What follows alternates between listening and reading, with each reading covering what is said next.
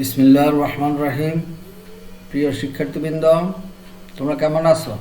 নিশ্চয়ই ভালো আছো। আমিও ভালো আছি, আলহামদুলিল্লাহ। আমরা আজকে অনলাইন ক্লাসে তোমাদের একটা খুবই গুরুত্বপূর্ণ বিষয় নিয়ে আলোচনা করব। সেটা হচ্ছে লুফিং এবং ফর লুপ নিয়ে কিভাবে একটা সি প্রোগ্রাম তৈরি করতে হয় আমরা সেটা দেখাবো। আশা করি তোমরা মনোযোগ দিয়ে ক্লাসটা দেখবে এবং শুনবে। তো তোমরা সবাই খাতা কলম বই নিয়ে প্রস্তুত থাকো। এখনই আমরা আমাদের ক্লাস শুরু করব।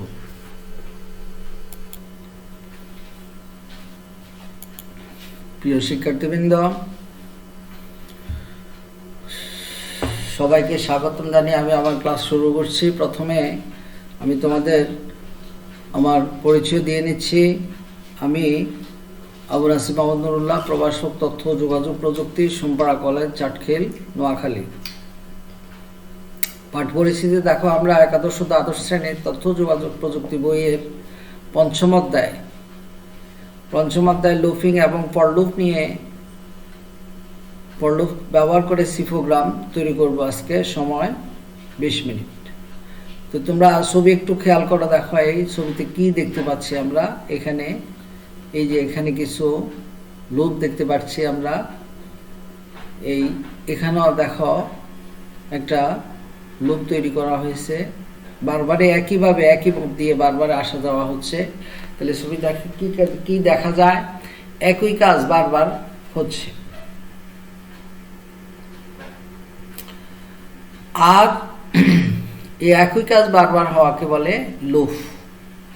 এই জিনিসটা খেয়াল করো, দেখো লুপটা কি? একই কাজ বারবার হওয়াকে বলে লুপ। তাহলে আমাদের আজকের পাঠ হচ্ছে লুপ এবং ফর লুপ নিয়ে বা ব্যবহার করে সি প্রোগ্রাম তৈরি করা। শিখন বলে দেখো, এবার শেষের শিক্ষার্থীরা লুপ কি তা বলতে পারবে, লুপের প্রকারভেদ বলতে পারবে, সি ভাষায় কয়টি লুপ স্টেটমেন্ট তা বলতে পারবে, ফর লুপ স্টেটমেন্ট ব্যবহার করে প্রোগ্রাম রচনা করতে পারবে। তাহলে এই পাঠ শেষে আমরা যে দক্ষতা অর্জন করব সেটা হচ্ছে লুপ কি তা বলতে পারবে, লুপের প্রকারভেদ বলতে পারবে, সি ভাষায় কয়টি লুপ স্টেটমেন্ট তা বলতে পারবে, ফর লুপ স্টেটমেন্ট ব্যবহার করে প্রোগ্রাম রচনা করতে পারবে। তাহলে দেখো, প্রথমে আমরা লুপ সম্পর্কে আলোচনা করেছি, এখন আবার লুপ সম্পর্কে আরও একটু আলোচনা করে নিই তোমাদের। লুপ প্রোগ্রামের অংশবিশেষ নির্দিষ্ট সংখ্যক বা কোনো শর্তে না ফোসা পর্যন্ত পুনরাবৃত্তি করাকে লুপিং বা চক্র নিয়ন্ত্রণ বলা হয়। আমি আবার বলি, প্রোগ্রামের কোনো অংশ বিশেষ নির্দিষ্ট সংখ্যক বার কোনো শর্তে না পৌঁছা পর্যন্ত পুনরাবৃত্তি করাকে লুপিং বা চক্র নিয়ন্ত্রণ বলা হয়। লুপের প্রকারভেদ, আমরা দেখো লুপের প্রকারভেদ হচ্ছে কি, দেখো 3 ধরনের লুপ আমরা দেখতে পাচ্ছি এখানে। দেখো সসীম লুপ, অসীম লুপ, মধ্যবর্তী লুপ। সসীম, অসীম, মধ্যবর্তী লুপ, এই লুপ 3 ধরনের। 1 নম্বরটা দেখো, নির্দিষ্ট সংখ্যক আবর্তনের পর যে লুপ শেষ হয় তাকে সসীম লুপ বলে। নির্দিষ্ট সংখ্যক আবর্তনের পর যে লুপ শেষ হয় তাকে সসীম লুপ বলে।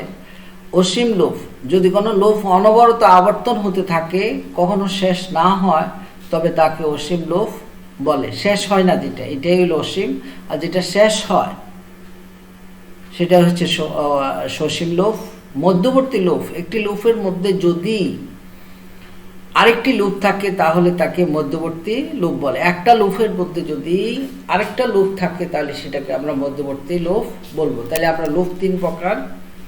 একটা হলো সসীম লুপ, অসীম লুপ, মধ্যবর্তী লুপ। আমি আবার বলতেছি, দেখো নির্দিষ্ট সংখ্যক আবর্তনের পর যে লুপ শেষ হয়, একটু খেয়াল করবা, শেষ হয় তাকে সসীম লুপ বলে। যদি কোনো লুপ অনবরত আবর্তন হতে থাকে, কখনো শেষ না হয়, তবে সেটাই হচ্ছে অসীম লুপ। আর একটি লুপের মধ্যে যদি আরেকটি লুপ থাকে তাহলে তাকে মধ্যবর্তী লুপ বলে। কোনো স্টেটমেন্টকে 2 বা ততোধিক বার সম্পাদনের জন্য যে সকল কন্ট্রোল স্টেটমেন্ট ব্যবহৃত হয় তাকে লুপ কন্ট্রোল স্টেটমেন্ট বলে। লুপ স্টেটমেন্ট সমূহ সাধারণত 2টি অংশ থাকে। তাহলে লুপ স্টেটমেন্ট সমূহে সাধারণত দুইটি অংশ থাকে, যথা লুপ বডি এবং টেস্ট কন্ডিশন। তাহলে দুইটা অংশ থাকে লুপ স্টেটমেন্ট সমূহে, একটা হলো লুপ বডি আর একটা হলো টেস্ট কন্ডিশন। তাহলে দেখো লুপ স্টেটমেন্টের লুপ বডি এবং টেস্ট কন্ডিশনের অবস্থানের ভিত্তিতে লুপ স্টেটমেন্ট সমূহকে দুই ভাগে ভাগ করা হয়েছে। একটা হলো entry control loop. Entry control loop এটা হলো দেখো এন্ট্রি কন্ট্রোল লুপে লুপ বডির নির্বাহ শুরু করার আগে টেস্ট কন্ডিশন যাচাই করা হয়। আচ্ছা, এন্ট্রি কন্ট্রোল লুপে লুপ বডির নির্বাহ করার শুরুর আগে টেস্ট কন্ডিশন যাচাই করা হয়। টেস্ট কন্ডিশন যাচাই করা হয়। কন্ডিশন সত্য না হলে লুপ বডি সম্পাদিত হয় না। এন্ট্রি কন্ট্রোল লুপ নির্বাহের জন্য প্রধানত দুইটি স্টেটমেন্ট ব্যবহার করা হয়, সেগুলো হলো ফর লুপ আর একটা হলো হোয়াইল স্টেটমেন্ট, অর্থাৎ ফর লুপ এবং হোয়াইল লুপ। এটা হলো এন্ট্রি কন্ট্রোল লুপ। আর একটা হলো এক্সিট কন্ট্রোল লুপ। হচ্ছে দেখো এক্সিট কন্ট্রোল লুপে প্রথমে একবার লুপ নির্বাহ হয়, তারপর টেস্ট কন্ডিশন যাচাই করা হয়। কন্ডিশন সত্য হলে লুপ বডি সম্পাদিত হয়, কন্ডিশন সত্য না হলে লুপ বডি সম্পাদিত হয় না। এক্সিট কন্ট্রোল লুপের স্টেটমেন্ট হলো ডু হোয়াইল স্টেটমেন্ট। দেখো এন্ট্রি কন্ট্রোল লুপে আমরা দেখছি ফর এবং হোয়াইল স্টেটমেন্ট, ফর এবং হোয়াইল স্টেটমেন্ট, এবং এক্সিট কন্ট্রোল লুপ হচ্ছে ডু হোয়াইল স্টেটমেন্ট। এই জিনিসটা তোমরা খেয়াল রাখবা। তাহলে লুপ স্টেটমেন্ট নির্বাহের জন্য প্রধান বিবেচ্য বিষয়সমূহ হলো দেখো কাউন্টার ভেরিয়েবল স্থাপন ও তার প্রারম্ভিক মান নির্ধারণ। 2 নম্বরে লুপ বডির স্টেটমেন্ট নির্বাহ। 3 নম্বরে লুপ বডির পরবর্তী নির্বাহ না হওয়া পর্যন্ত শর্ত পরীক্ষা।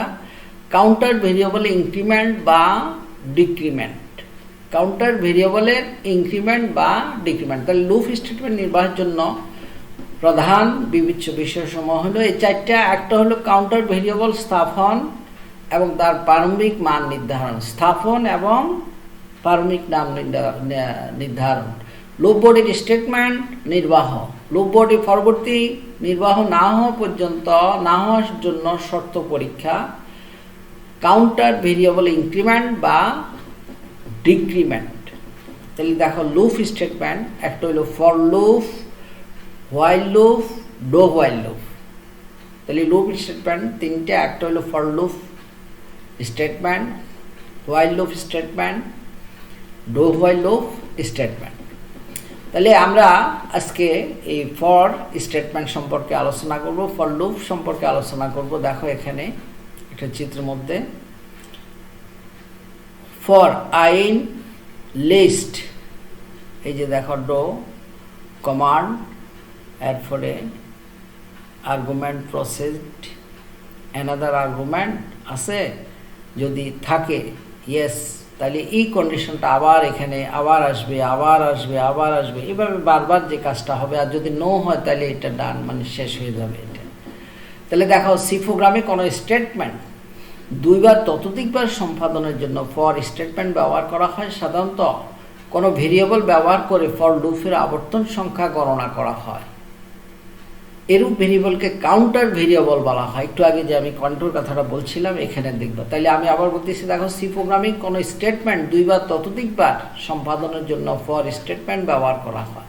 সি প্রোগ্রামিং কোনো স্টেটমেন্ট দুইবার ততোধিকবার সম্পাদনের জন্য ফর স্টেটমেন্ট ব্যবহার করা হয়। সাধারণত কোনো ভেরিয়েবল ব্যবহার করে ফর লুপের আবর্তন সংখ্যা গণনা করা হয়। ফর লুপের আবর্তন সংখ্যা গণনা করা হয়, কতবার ঘুরবে। এরূপ ভেরিয়েবলকে কাউন্টার ভেরিয়েবল বলা হয়। ফর লুপ স্টেটমেন্টের ফরম্যাট দেখানো হলো এখানে দেখো কাউন্টার ডিক্লারেশন। কাউন্টার ডিক্লারেশন এরপর ফরের মধ্যে তিনটে কন্ডিশন থাকে। দেখো counter initialization, condition, decrement or increment. দেখো কাউন্টার ইনিশিয়ালাইজেশন, এখানে ইনিশিয়ালাইজেশন প্রারম্ভিক একটা মান ধরতে হয়। কন্ডিশনের মধ্যে এটা কতটুকু পর্যন্ত মানটা ঠিক থাকবে। এরপরে ডিক্রিমেন্ট আর ইনক্রিমেন্ট, হয় বৃদ্ধি পাবে নাহলে কমবে এরকম। এরপরে স্টেটমেন্ট সেকেন্ড ব্র্যাকেটের ভিতরে, এটাই তার ফরম্যাট ফর লুপের। তাহলে দেখো কাউন্টার ডিক্লারেশন আমরা যে কথাটা বলছিলাম, দেখো কাউন্টার ডিক্লারেশন অংশে উপযুক্ত ডেটা টাইপ সহ কাউন্টার ভেরিয়েবল ঘোষণা করা হয়। কাউন্টার ভেরিয়েবল চূড়ান্ত মানে না পৌঁছা পর্যন্ত কিংবা শর্ত সত্য থাকা পর্যন্ত টেস্ট লুপের সাথে সংশ্লিষ্ট স্টেটমেন্ট সম্পাদিত হতে থাকে। কাউন্টার ইনিশিয়ালাইজেশন দেখো, কাউন্টার ইনিশিয়ালাইজেশন অংশে কাউন্টার ভেরিয়েবলের প্রারম্ভিক মান দেওয়া হয়। প্রারম্ভিক মান যে মানটা দিয়ে আমরা শুরু করবো 1 2 3 4 এভাবে যদি আমরা একটা যোগফল নির্ণয় করার হয় তাহলে কাউন্টার আমরা প্রথমে i=1 দিয়ে থাকি, এরকমভাবে কাউন্টার ইনিশিয়ালাইজেশন করা হয়। কন্ডিশনে দেখো এখানে কন্ডিশন কতটুকু পর্যন্ত এই কন্ডিশনটা সত্য হবে। কন্ডিশন অংশে কাউন্টার ভেরিয়েবলের চূড়ান্ত মান কিংবা চূড়ান্ত মান নির্ধারণের শর্ত দেওয়া হয়। ডিক্রিমেন্ট ইনক্রিমেন্ট অংশে প্রতিবার আবর্তনে কাউন্টার ভেরিয়েবলের হ্রাস বৃদ্ধির মান নির্ধারণ করা হয়। এবারে আমরা ফর লুপ ব্যবহার করে 1 থেকে 5 পর্যন্ত সংখ্যা দেখার জন্য একটা প্রোগ্রাম তৈরি করব। তাহলে আমরা কাউন্টার ডিক্লারেশন শিখলাম, কাউন্টার ইনিশিয়ালাইজেশন, কন্ডিশন, ডিক্রিমেন্ট আর ইনক্রিমেন্ট। তাহলে কাউন্টার ডিক্লারেশন বলতে দেখো আমি আবার বলতেছি, অংশে উপযুক্ত ডেটা টাইপ সহ কাউন্টার ভেরিয়েবল ঘোষণা করা হয়। কাউন্টার ভেরিয়েবলটা ঘোষণা করা এটাই ডিক্লারেশন।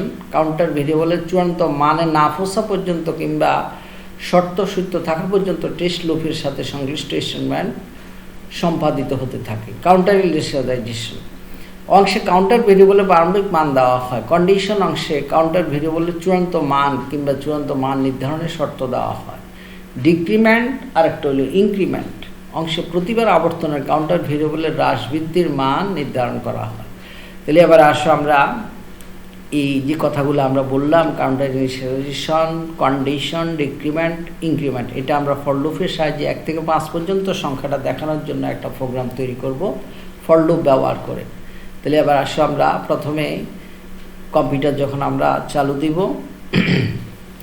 সেটাতে আমরা এরকম একটা স্ক্রিন পাবো। এখানে আমরা উইন্ডোজ প্রোগ্রামটি চালু করতে হবে।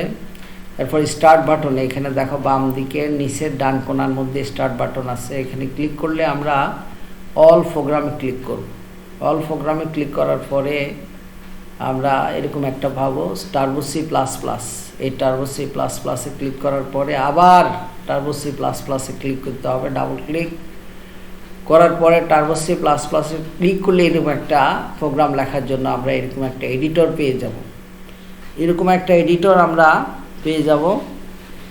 এই এডিটরের মধ্যে আমরা যেটা করতে চাই সেটা আমরা লিখব, যে প্রোগ্রামটা আমরা তৈরি করব এখানে এই সি প্রোগ্রামটা এখানে আমরা লিখব।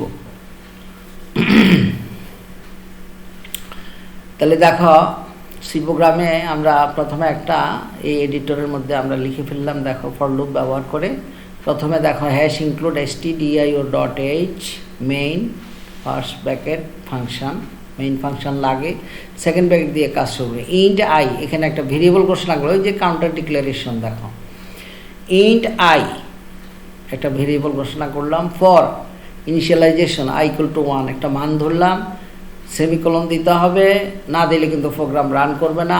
i<=5 সেমিকোলন দিতে হবে। i++ ইনক্রিমেন্ট হচ্ছে, i মাইনাস হলে ডিক্রিমেন্ট হতো।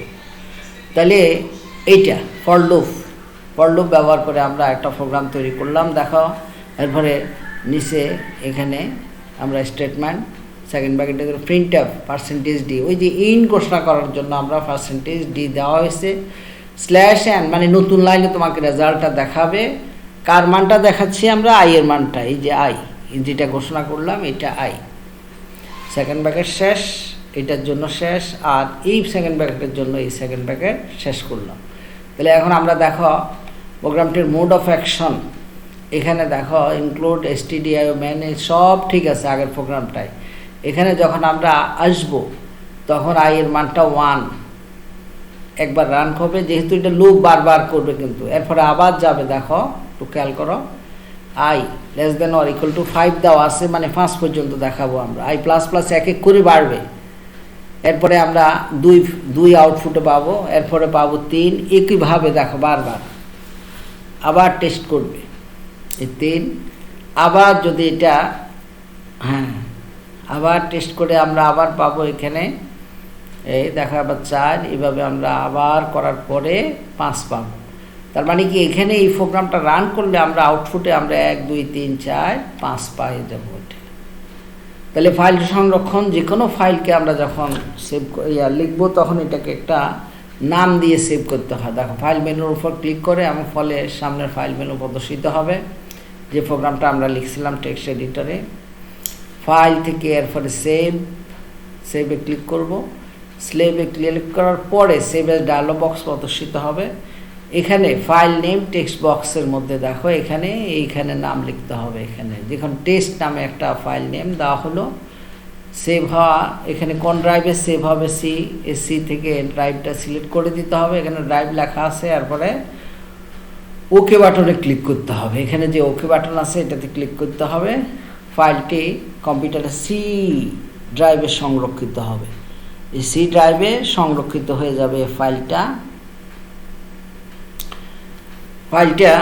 সি ড্রাইভে সংরক্ষিত হওয়ার পরে ফাইলটি নির্বাহ করে আবার ফাইলটাকে আমরা এক্সিকিউট বা নির্বাহ বা চালিয়ে দেখব যে ঠিক আছে কিনা। দেখো আমরা তো ওইখানে লিখেছিলাম যে #include stdio.h main int I for I equal to 1, I less than or equal to 5, I plus plus print। এরকম যদি আমরা একটা ফাইল লিখে থাকি তাহলে এইটাকে নির্বাহ করে দেখতে হলে প্রথমে আমাদের কি করতে হবে, রানের উপরে রান মেনুর উপরে ক্লিক করতে হবে। এখানে রান মেনুর উপরে ক্লিক করলে আমরা ডিবাগ এই যে ডিবাগের উপরে ক্লিক করলে আমরা রান মেনু পেয়ে যাব। এরপরে আমরা তাহলে তাহলে এই রান থেকে যদি রানে ক্লিক করি তাহলে নিম্নের মতো করে আমরা একটা রেজাল্ট পেয়ে যাব, আউটপুট পেয়ে যাব এখানে। কেমন? তাহলে দেখো আমরা 1 2 3 4 5 পেয়ে গেলাম। তো প্রিয় শিক্ষার্থীবৃন্দ, আমরা এতক্ষণ যে কাজগুলো করলাম তোমরা নিশ্চয় মনোযোগ দিয়ে দেখেছো। এখন তোমাদের জন্য আমরা কিছু কাজ নিয়ে আসলাম, সেটা হলো একক কাজ। দেখো exit control loop quantity, exit control loop মনে আছে লাস্টেরটা ডো হোয়াইল। তাহলে দেখো এ while, do while, for loop, go to loop. দেখো এটা হচ্ছে না, এটা হচ্ছে না, এটা হচ্ছে না, এইটাই সঠিক, এটা অন্য কালার হয়ে গেছে। তাহলে এটাই হচ্ছে exit control loop do while. এইটা ওটা দলীয় কাজে দেখো তোমরা প্রিয় শিক্ষার্থীবৃন্দ ফর লুপ ব্যবহার করে 1 2 3 4 এরভাবে আপ টু 100 পর্যন্ত দ্বারা যোগফল নির্ণয় করার জন্য একটা সি প্রোগ্রাম তৈরি করতে হবে তোমাদের। তোমরা চেষ্টা করো, দেখো হয়ে যাবে। মূল্যায়ন দেখো এতক্ষণ আমরা যা শিখলাম এর মধ্যে আমরা কি দেখলাম, লুপ কি, এন্ট্রি কন্ট্রোল লুপ কি, লুপকে আমি বারবারে বলেছি, entry control loop, exit control loop, এগুলো শিখেছি। লুপের সুবিধা বলো, আমরা লুপ করলে কী কী একই কাজ যখন আমরা বারবার করতে পারি তখন লুপ করলে আমাদের সুবিধা হয়। অসীম ধারার জন্য ফর লুপের স্ট্রাকচার দেখাও, এরকম। তাহলে এই প্রশ্নগুলো তোমরা নিশ্চয় পারো বা আরও আলোচনা করবে। তাহলে বাড়ির জন্য একটা কাজ তোমাদের দিয়ে দিলাম, 3টি লুপ স্টেটমেন্টের তুলনামূলকভাবে পার্থক্য বাড়ি থেকে লিখে নিয়ে আসবে। 3টি লুপ স্টেটমেন্টের তুলনামূলক পার্থক্য। লুপ স্টেটমেন্ট ছিল কি, যেমন for loop, while loop, do while loop, এই 3টা লুপের মধ্যে কি পার্থক্য এটা বাড়ি থেকে লিখে নিয়ে আসবে। তো প্রিয় শিক্ষার্থীবৃন্দ, তোমাদেরকে অসংখ্য ধন্যবাদ জানালাম আজকের এই পাঠ দেখার জন্য। তো আশা করি তোমরা এই পাঠটা দেখে উপকৃত হবে। তো সবাই ভালো থাকো, সুস্থ থাকো এবং স্বাস্থ্যবিধি মেনে বাড়িতে অবস্থান করো। তাহলে আজকের জন্য সবাইকে ধন্যবাদ জানিয়ে আমি আমার ক্লাস শেষ করলাম। আল্লাহ হাফিজ।